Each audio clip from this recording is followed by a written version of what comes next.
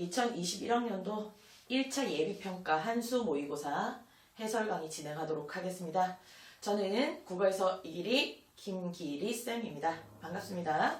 자, 일단 1차 1부는 저희가 문학으로 진행하는 걸로 하고요. 그리고 2부에서 비문학을 진행하는 형태로 그렇게 하겠습니다. 하기에 앞서서 여러분들께 좀 부탁드리고 싶은 게 세 가지 있습니다. 첫 번째, 반드시 여러분들이 문제를 푸시고 고민을 충분히 하신 다음에 해설 강의를 듣길 꼭 좀 부탁드립니다. 그래서 고민 이후에 청취할 것 잊지 마시고요. 그 다음 두 번째, 공부를 하시고 나시면 이 공부한 지점들에 대해서 복습을 반드시 해주시기 바랍니다. 그 다음 세 번째, 취약한 부분, 무엇이든 좋습니다. 취약 부분 위주로 좀 더 추가적으로 문제를 풀어나가는 형태로 요할모평을 대비한다라고 생각하시면 되겠습니다. 이때 조금 주의점은 뭐냐면 그냥 단순한 내용 복습이 아닙니다. 그 다음 내용 취약점 위주로 가는 것이 아니라 어떤 것들 위주로 가야 되죠?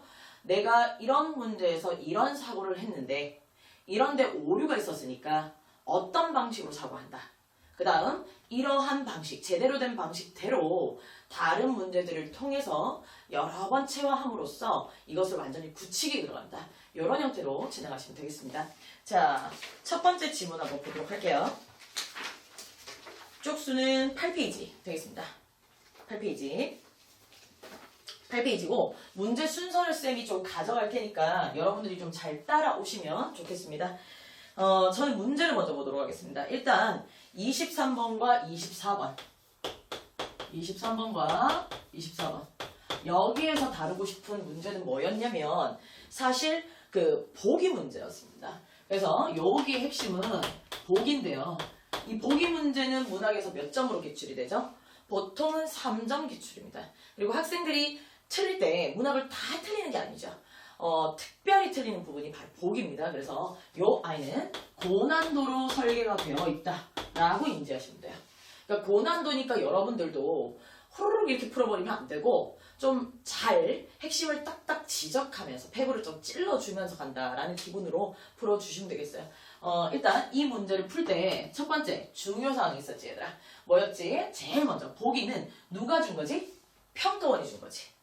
그러니까 평가원의 시선대로 읽는 것이 주 목적이니까 무조건 보기는 먼저 읽어야 된다. 잊지 말자. 그 다음 두 번째, 먼저 그냥 읽는 건 대다수의 학생들이 안다. 그지? 근데 먼저 읽는 것도 중요하지만 결국 뭐를 투자하라 라고 말씀드렸지? 시간을 투자하라. 이게 굉장히 중요한 포인트입니다. 마음가짐의 문제겠지? 시간을 투자한다. 그 다음 두 번째, 그럼 시간을 투자함으로써 보기에서도 읽어야 되는 뭐가 설정되어 있다? 핵심이 있다. 그래서 결국 보기에 시간 투자를 해서 핵심을 딱 건져서 머리에 픽스 시킵니다. 세 번째, 그러면 이걸 가지고 지문으로 가죠. 지문을 아무 생각 없이 읽어버리니까 자꾸 틀리죠. 시간을 써야 되잖아. 그래서 핵심을 가지고 뭐 한 대로 반응한다. 보기 뭐 한 대로 반응한다. 주는 대로 반응한다. 주는 대로 지문은 반응한다. 라는 이 세 가지 어떤 루틴, 요 흐름만 잘 가져간다면 전혀 문제 없었다. 라고 저는 보여준다. 자, 좋았던 문제가 24번 되겠습니다. 24번 별표. 24번에 보기가 오죠. 보기 갔더니 하나, 둘, 세 번째 줄 있어요. 세 번째 줄에 산수유기에는 유람의 동기나 목적, 그 다음 자연경관에 대한 묘사나 감흥, 그 다음 작가의 가치관, 이렇게 세 가지 정보를 넣은 사람은 누구지? 평가원이지. 그런데 세 가지 정보를 넣을 때 쉼표 찍어가면서 끊어놨거든. 그럼 우리 한번 끊어보자. 유람의 동기나 목적 끊어. 그래서 여기까지가 1번 되겠어. 그다음 자연경관에 대한 묘사나 감흥 끊어. 여기까지가 2번 되겠어. 그지? 작가의 가치관 몇 번 되겠니? 3번 되겠어. 그러면 요 시선 그대로 이동시켜서 지문 가자. 자, 지문 봤더니 나의 1문단, 2문단까지야. 커팅해봐. 1, 2문단까지를 읽었을 때 보기 주는 대로 반응한다 라는 가정하에라면 여기까지가 바로 몇 번이지? 1번. 유람의 동기와 목적 되겠어. 그치? 어떻게 읽어야 되는지 알았다. 그치? 그 다음 3문단부터 그럼 중략 앞까지다. 그치? 3에서 4문단까지가 결국 무슨 얘기를 하고 있니? 묘사나 감흥에 대한 언급들을 하고 있어. 맞아? 그럼 중략 이하는 당연히 몇 번 되겠어? 3번 되겠지. 자, 그러면 이 흐름 가져가서 24번에 2번 보자. 답은 2번. 관악산의 푸르름에 마음이 춤추듯 움직였다는 진술을 통해 끊어. 그럼 여기까지가 몇 번 항 되겠니? 1번 되겠다. 그지? 근데 유람충의 자연으로부터 받은 작가의 감흥은 몇 번 되겠니? 2번이다. 그지? 그래서 결국 비문학처럼 1번, 2번, 3번의 항이 있고 이 항의 범주를 잘 획정짓는 것. 이게 목표였다. 알겠지? 그래서 2번 옆에는 범주 왜곡이라고 써보자. 됐죠? 하시고 23번. 똑같은 패턴이야. 잠깐 쌤 수업을 정지하시고요. 정지하신 다음에 보기를 잘 읽으세요. 보기를 잘 읽으시고 핵심 건져보세요. 그리고 핵심 건졌다면 가지문 있으시죠? 가지문에 어떻게 커팅해서 어느 부분까지를 어떤 내용으로 받아들일 건지까지 한번 해보시는 것까지 한번 해봅시다. 시작! 자, 다 하셨다 치고 저는 진행합니다. 자, 보기 세 번째 줄입니다. 만원사는 여기서부터 되겠네요. 만원사를 봤더니 첫 번째가 바로 무슨 내용이야? 가족과 이별하고 귀향지로 떠나는 죄인의 모습. 요게 1번. 그래서 쉼표 커팅해버려. 귀향지에서 죄인이 겪는 수모와 곤궁한 삶의 모습. 여기가 2번 될 건데 여기가 핵심이죠. 시간을 정확하게 투자해서 좀 세련되게 읽는다면 죄인이 겪는 수모와 곤궁한 삶의 모습이라는 것도 결국 2-1, 2-2 이렇게 설정됐다는 걸 우리는 확인할 수 있다. 그다? 자, 그러면 지문 한번 가보자. 지문을 갔더니 제일 위에 중약 위까지다. 커팅해봐. 중약 위까지는 그럼 몇 번 구간 되겠어? 1번 구간 되겠다. 그지? 유배하고 이별하고 있는 장면 되겠다. 그럼 중약 이하는 2-1 구간 되겠네. 그래서 2-1 구간인데 요 구간 보니까 주인이 어떤 대사를 치는 부분이 나오죠. 그래서 주인이 대사를 치면서 막 핍박을 하고 있어요. 그래서 어디까지냐면 리을. 양식 없는 낙원에 뭘 먹고 사시려고 하는가? 라는 부분. 여기까지가 바로 죄인이 겪는 수모 되겠다. 그렇다면 집이라고 하는 그 아랫줄부터는 뭐가 되겠니? 수모가 아니라 그 궁핍이라는 2-2 구간 되겠다.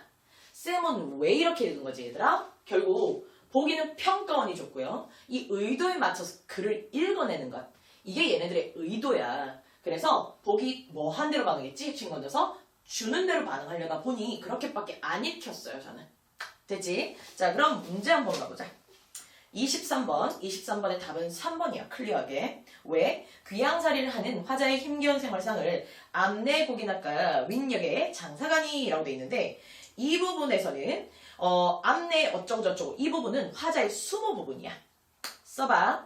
화자의 수모 부분인데 이 안에 내용이 화자의 수모에 대한 내용이야? 주인에 대한 내용이야? 주인에 대한 내용이야. 다시. 여기는 화자의 수모 내용을 다루어야 맞는 말 처리야. 끄덕? 그런데 여기선 화자의 수모를 다루지 않고 주인의 생활이 어떠하다라는 걸 다루고 있어. 그치? 그래서 답은 몇 번이지? 3번이야. 자, 그런데 문제는 이런 거야. 잘 들어봐. 아마 너가 우리 아기들이라면 아마 이거 맞췄을 거예요. 꼼꼼하게 다시 읽고 맞췄는데 어떻지? 조금 기분이 이렇지. 오늘은 맞췄는데 이거 다음에 내가 이렇게 꼼꼼하게 자신있게 읽을 수 있을까? 과연? 이런 생각이 문학을 미치게 해요. 자, 그래서 문학 출제 의도가 중요한 겁니다. 자, 이 문제도 굉장히 중요한 출제 의도가 포인트가 있어요. 그래서 3번 선지는 별표입니다. 해놓고 옆에다 플러스 해보자. 플러스 여기에서요. 난이도를 높일 때 어떤 포인트를 잘 많이 쓰느냐. 이거지. 우린 수업 들었다. 그지? 기억나? 화자 그리고 타인이 나와. 이럴 때는 둘을 반드시 뭐 하세요? 라고 말씀드렸지? 구별하세요.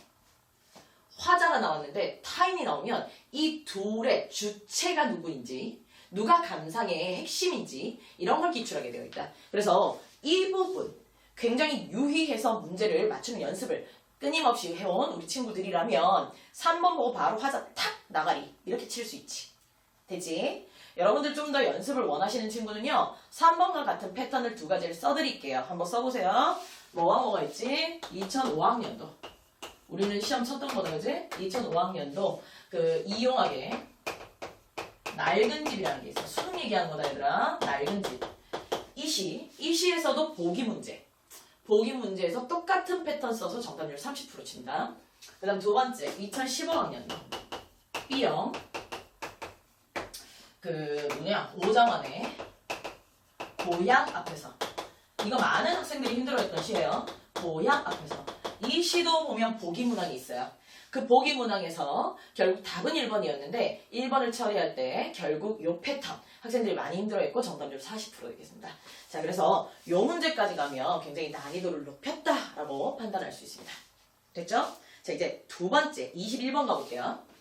속도가 약간 빠를 겁니다. 선생님 수업을 안 들었던 친구들은 빨리빨리 따라오거나 아니면 이거 조금 0.8 이렇게 느리게 들으시면 되겠습니다. 21번을 통해서 저는 무슨 얘기를 하고 싶었냐면 문학의 독해라는 게 뭔지, 그 다음에 문학의 풀이라는 게 뭔지, 이 두 지점, 아주 기본적인 지점을 좀 지적하고 싶어요. 문학의 독해법, 요 밑에 쓸게요. 여기 좀 공란을 남겨놓으세요. 문학의 독해는 어때야 되냐, 그럼 풀이는 어때야 되냐. 자, 일단 독해. 문학의 본질에 대해서 늘 추출해서 기출한다. 어렵게 나오는 게 중요한 게 아니라 문학의 본질 있죠? 거길 계속 건드립니다. 여러분들이 생각하는 것처럼 굉장히 난이도 높은 해석, 아니 굉장히 애매한 거에서 아주 오랫동안 고민한다. 이게 아니고요. 핵심을 정확하게 찌르되 그 핵심을 정확하게 판단할 수 있는 능력. 이걸 끊임없이 15문제를 통해서 확인한다. 알겠지? 자, 이렇게 보시면 되겠고, 그러면 독해법의 핵심은 결국 문학의 본질 아니겠어? 문학의 본질은 비문학계의 차이점이야. 그게 바로 뭐였지? 뭐의 표출이지 얘들아? 그렇지. 내면 표출이다. 맞니? 그래서 내면은 반드시 지적하면서 읽어간다. 잡아가면서 간다. 그래서 슬픔이 있었다면 슬픔, 근데 뒤를 봤더니 긍정으로 바뀌었다면 긍정. 이런 처리가 결국 답안이다. 잊지 말아라. 두 번째, 풀이. 여기서 학생들, 특히나 이과 학생들, 문과 학생들도 마찬가지지만 이과가 더 이런 부분을 힘들어합니다. 시간을 쓰는 게 문제거든, 문학에서는. 시간 쓰는 이유가 정확 때문이 아니야. 애매 때문이거든. 애매한 걸 끝까지 물고 늘어지는 친구는요, 정체성을 정확하게 하실 필요가 있어요. 수능날은 문제를 푸는 학생의 정체성이어야 돼요. 근데 여기서 좀 더 구체적으로 얘기하면 문제를 푼다는 건 정답을 맞추는 거예요. 그래서 정답의 정확성을 믿고 가셔야 되는데 본인에 대한 자신이 없는 거죠. 훈련 부족이거나 지금까지 실패의 경험 때문에. 그래서 자꾸만 애매한 것들에 오래 고민하거든요. 그럼 이 정체성은 바로 뭐냐? 분석과 연구하는 연구자의 모습이죠. 이 연구자의 모습은 언제 해야 되지? 보통 때 하셔야 되고요. 모평을 풀 때는 어떻게 해야 되지? 학생, 정답을 맞히는 학생으로서의 정체성을 뚜렷이 하셔야 됩니다. 따라서 이걸 꼭 명심하셨으면 돼요. 정확한 게 바로 정답이다. 정확한 게 정답이다. 그럼 애매한 건 정답이 아니다. 그럼 여러분들은 두 가지 패턴의 훈련이 필요한 거야. 정확한 걸 빠른 속도로 선택하는 것. 두 번째, 애매하면 조금 더 고민하고 싶어도 넘어가는 것. 정확한 것이 정답이다. 됐지? 그래서 이 문제를 통해서 얘기하고 싶은 거 21번 가볼게. 이 아이를 이런 문제를 우리 뭐라고 하죠? 공통점 문제다 이렇게 부르겠네. 그치? 한 번만 써보자. 공통점 문제? 공통점 문제하면 뭐 가나 아니면 가나다 이런 식으로 나오잖아. 근데 가나 가나다 이런 식으로 나왔을 때 뭐 주로 이런 패턴입니다. 예를 들면 이 두 가지 패턴이에요. 뭐 나오니? 표현 나오고요. 그 다음 효과 나온다. 이런 패턴이거나 얘네들의 공통적인 주제를 골라라 이런 형태인데 학생들이 이 문제 솔직히 말하면 힘들어해요. 왜? 봐야 되는 정보가 많거든. 이것도 확인하고 저것도 확인하고 이렇게 푸는데 자, 한 번 더 물어볼게. 물론 표현도 중요해. 그지? 근데 더 중요한 게 있어. 바로 뭐야? 결국은 내면 표출이야. 내면 표출. 이 내면이 결국 이 시의 주제거든. 그래서 이 문제 풀 때도 내면을 정확하게 짚고 그 부분을 체킹하길 바래. 한번 가볼까? 일단 쌤은 이렇게 풀었어. 1번 소망 나가리야. 3번 덧없음 나가리야. 5번 그리움 나가리야. 2, 4번밖에 안 남아. 2번 아물비관. 이 시의 내면 주제가 맞아. 그 다음 4번 삶에 대한 깨달음. 여기에서 자 이렇게 한번 처리해봐. 삶에 대한 깨달음 쳐놓고 어떤 느낌이지? 쌤이 약간 지금 뉘앙스를 보여줬지. 삶에 대한 깨달음 했을 때 이래? 깨달음 이런 느낌이야? 아니지. 이 정도면 깨달음? 이런 느낌이야. 그치? 요 느낌이 중요한 거야. 얘들아 잘 봐. 2번은 어때? 이 사람 유배당했어. 그래서 이별했고 곤궁한 삶의 모습. 암울비관. 어떤 느낌이야? 정확. 2번 옆에 써봐. 근데 4번은 어떻지? 삶에 대한 깨달음?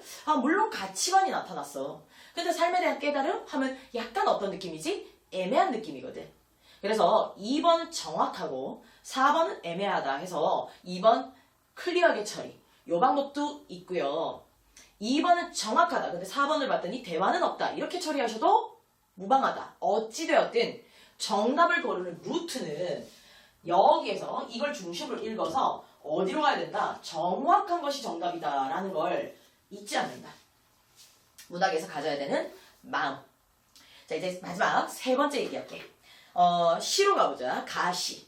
세 번째는 가시야. 무슨 얘기할 거냐면 고전시가 어떻게 읽어야 돼?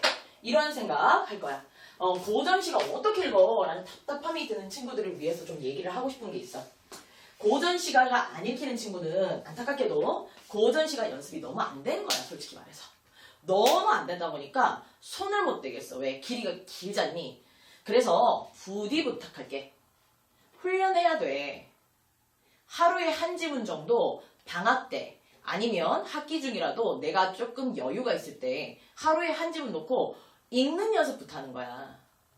물론 공부는 어려운 걸, 취약한 걸 조지는 형태로 가는 것도 맞아. 근데 두 번째로 쉬리도 듣는 수업입니다.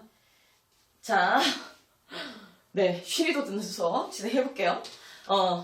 고전시가에서 일단은 하루든 이틀이든 어쨌든 좋은데 어려운 공부를 하는 것도 의미가 있는 거야. 근데 어려운 공부를 하는 건 쉬운 공부는 다 됐을 때를 얘기하는 거거든. 근데 쉬운 공부 안 됐다면 그게 너한테 어려운 거잖아.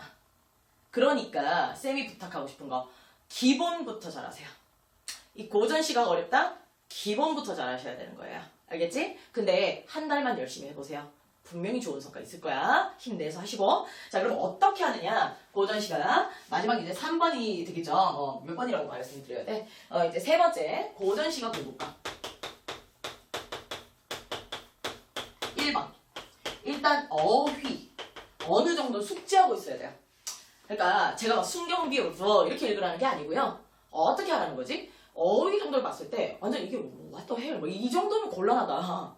읽을 줄은 몰라도 대충은 알아야 된다. 인 거야. 그래서 어휘가 혹시라도 저는 너무 부족해요. 어떤 어휘를 외워야 되는지 모르겠어요. 이런 친구들을 위해서 저희 유튜브 창에 그 밑에 더보기란 있죠. 더보기를 클릭해서 열어보면 저희가 어휘 다운받으실 수 있게 링크 걸어뒀습니다.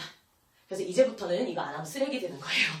장난이고요. 어쨌든 어휘 혹시라도 안 된 친구는 도움 받으셔야 됩니다. 그 다음 두 번째 이제 독해에 관련된 얘기인데 사실상 제일 중요한 게 독해야. 이 태도가 굉장히 중요해. 두 가지 하지 마라를 좀 얘기할게. 두 가지 하지 마라. 첫 번째, 제발 좀 오바 좀 하지 마라. 오버라고 해야 되는데 오바라고 할게요. 오바 좀 하지 마라. 즉 무슨 얘기냐면 아무도 원치 않는, 누가 이거 가지고 조선시대 보내길 원하는 게 아니죠. 아무도 원치 않는 고사 인용을 막 중국에서 찾아가지고 막 공부를 한다든지 베껴 써놓는 데도 이런 짓 하시면 안 돼. 너희가 해야 되는 건 이 지문 읽고 해석하는 거야. 되지? 아무도 원치 않는 짓 하지 않는다. 그냥 읽는다. 그 다음 두 번째, 흥분하지 않는다. 그러니까 흥분하지 않는다는 건 무슨 얘기야? 자, 이 지문을 놓고요. 그냥 읽으려고 들면 어떻게 되지? 와, 이렇게 읽게 되지. 그럼 멍하지. 이렇게 읽는 게 아니라 차분히 읽어야 돼. 차분히. 즉, 요거는 이렇게 줄별로 읽어라. 줄별로. 문장별로 읽지만 줄별로 끊어서 읽어버려. 그러면서 호흡을 찬찬히 손가락 갖다 대고 탁, 탁, 탁 이런 식으로 하는 거예요. 이 느낌 연습쌤이랑 한 번만 할게. 자, 첫 줄부터 가보자. 준비해라. 이렇게 갈게. 마른 섣불 등에 지고 열아의 들미로다. 끊어. 제가 된들 뉘 타시리 살까망 없다마는 끊어. 일명을 꼬오셔도 해도에 보내시니 끊어. 와서머니야 갈수록 만극하다까지 끊어봐. 끊었지. 여기서 물론 우리가 모르는 글자 많아. 그치만 얘들아 여기서 중요한 건 우리는 이미 보기를 봤거든? 그럼 얘는 뭐하고 있는 상황이지? 유배가지. 근데 유배 가는데 여기서 중요한 게 뭐야? 와서머니야 갈수록 만극하다. 여기야. 왜? 내면 표출이거든. 그래서 뭐지? 유배를 보냈는데 유배 보낸 거 임금님 감사. 이건 거야.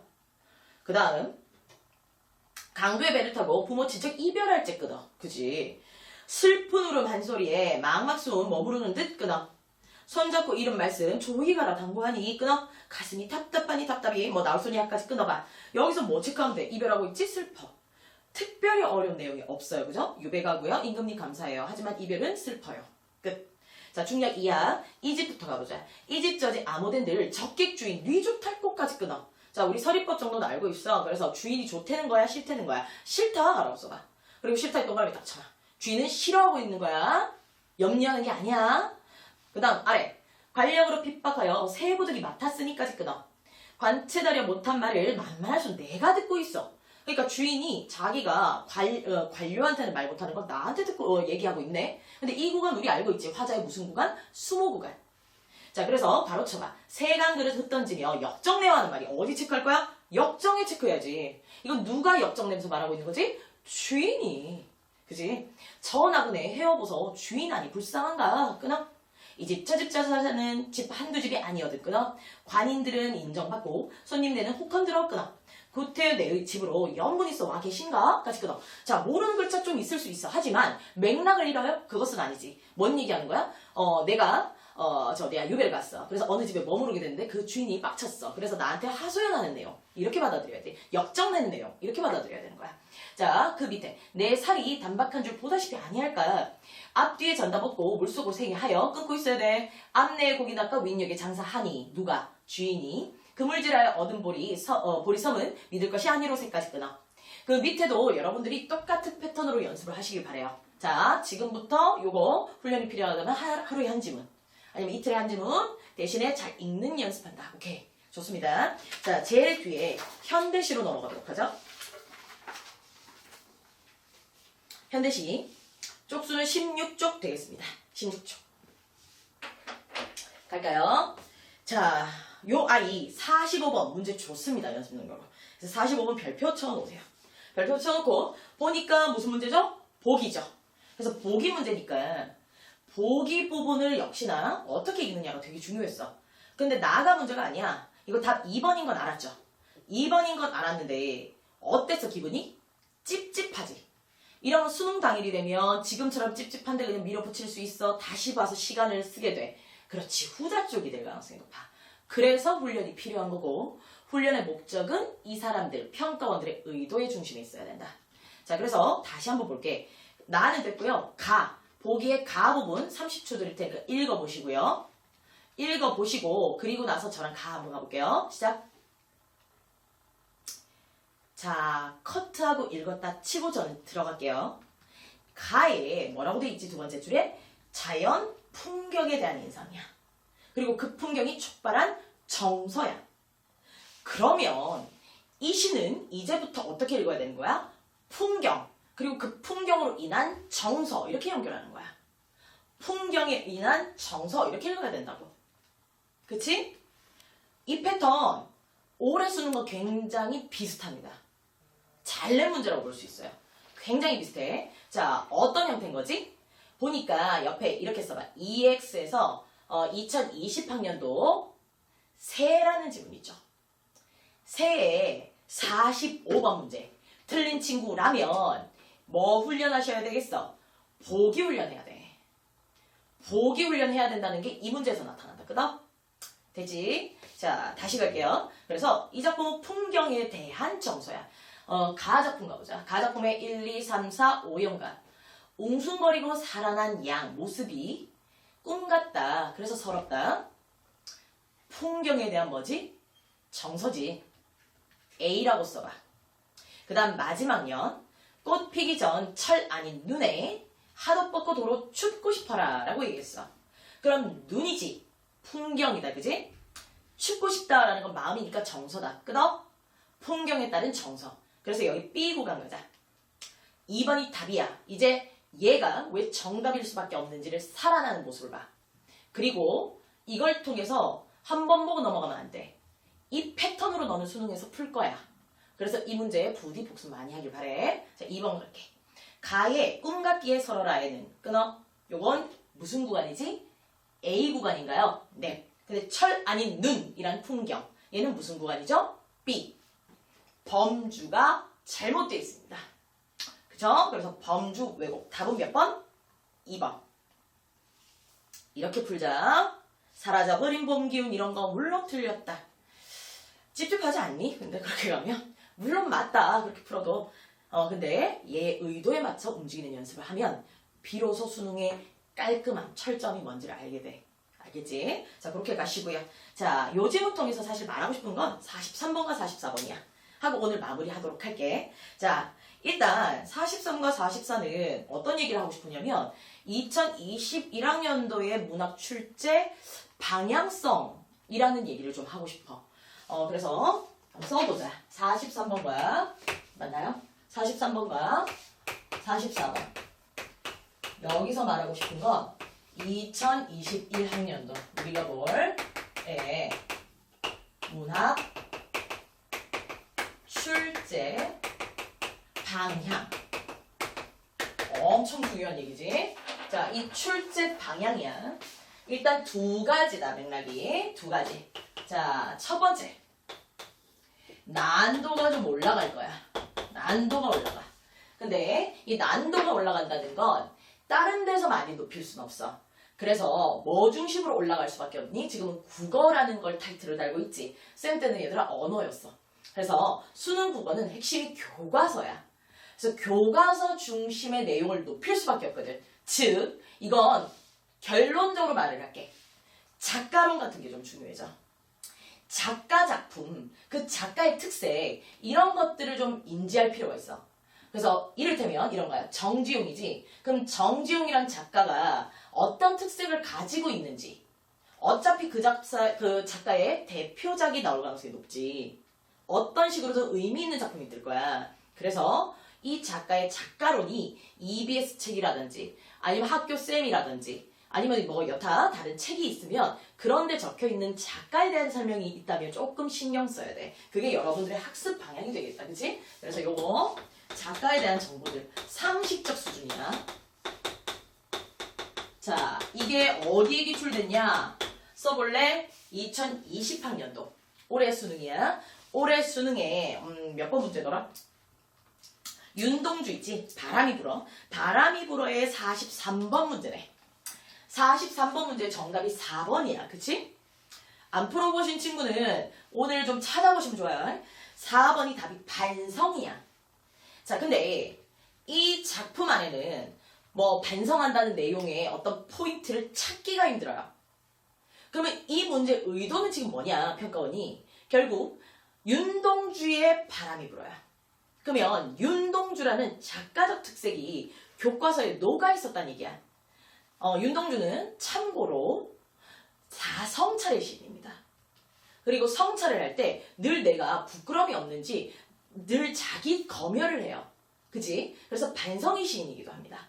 그래서 이런 내용들, 교과 과정 속에서 배웠던, 이수했던 작가에 대한 내용을 상식적 수준으로 이해할 필요 있다.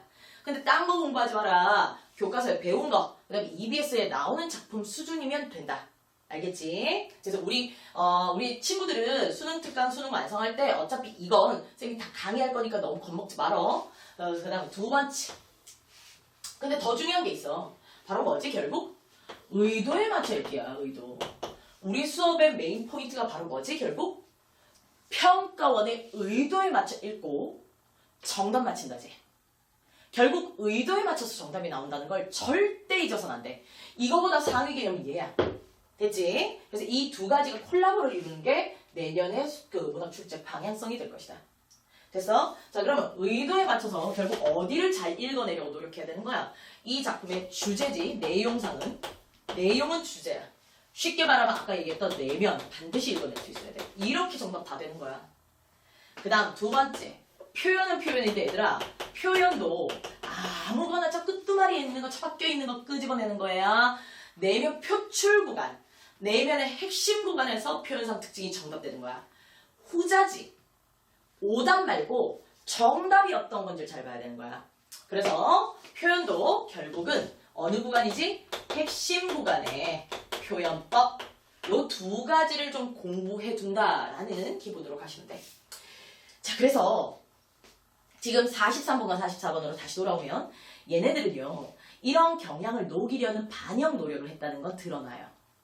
그런데 이건 아직은 수능이 아니죠. 사설 모의고사에도 의미가 장단이 있기 때문에 잘 적극적으로 활용하시면 되는데 44번 답은 1번인 거 알아요. 왜? 나머지가 너무 개소리야. 근데 1번을 고르는 건 조금 제가 볼 때는 무리가 있어요. 무리가 있어. 왜냐하면 이 아이는 물론 먼 산이 이마에 차라 하니까 산이 멀었고 이마는 가까우니까 라고 표현할 수 있어.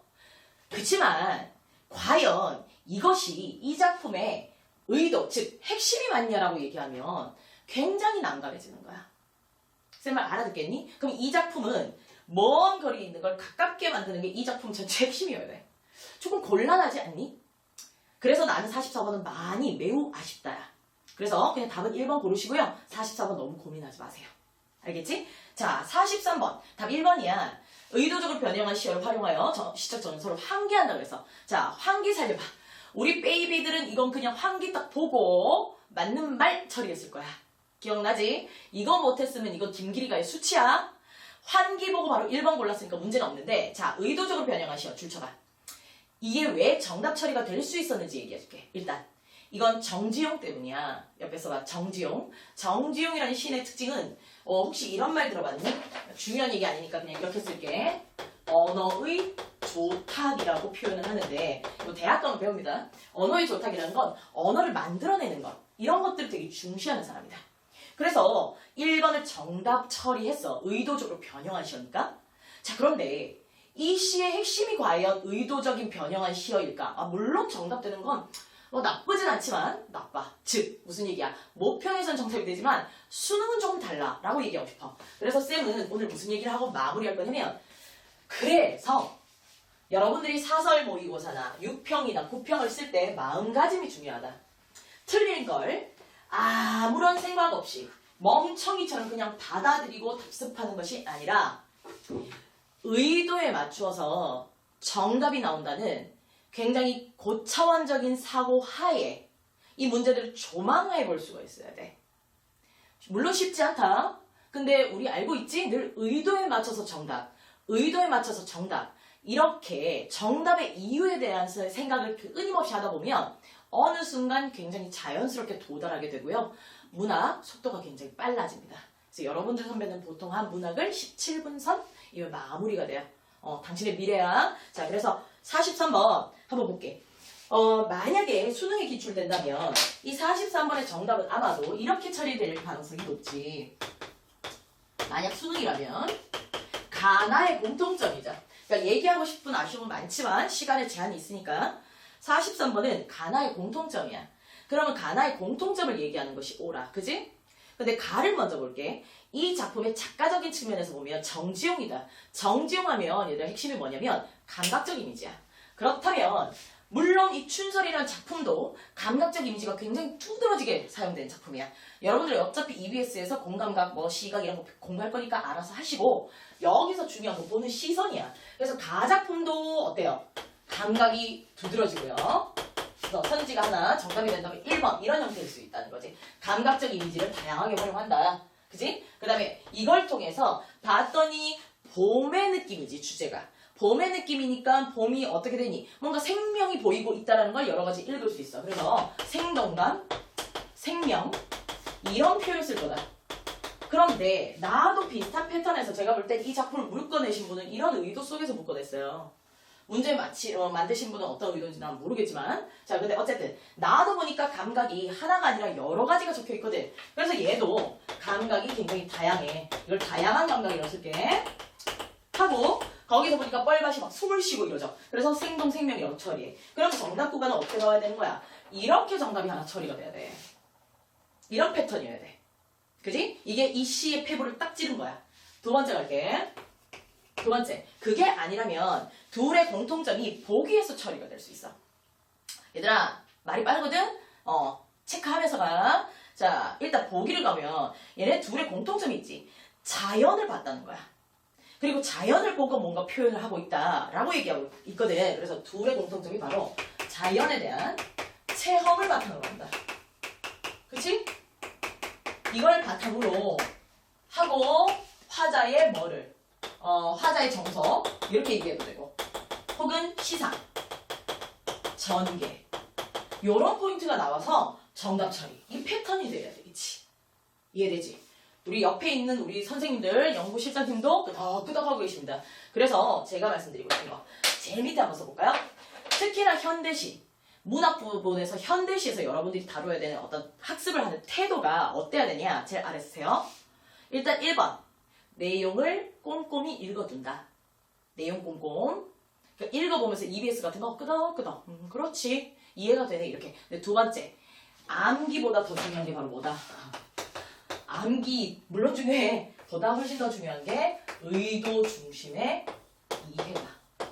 그래서 이 말이 무슨 말이지? 라고 이해하는 것. 그 다음에 두 번째. 의도에 맞춰서 끊임없이 정답을 맞춰보려고 하는 것. 그래서 여기까지 써놓을게요. 정답까지. 요 시선으로 나머지 문제들을 복습을 하면 참 좋겠다. 오케이? 자, 오늘은 여기까지 하고요. 다음 2부에서 비문학 진행하도록 하겠습니다. 수고 많이 하셨습니다.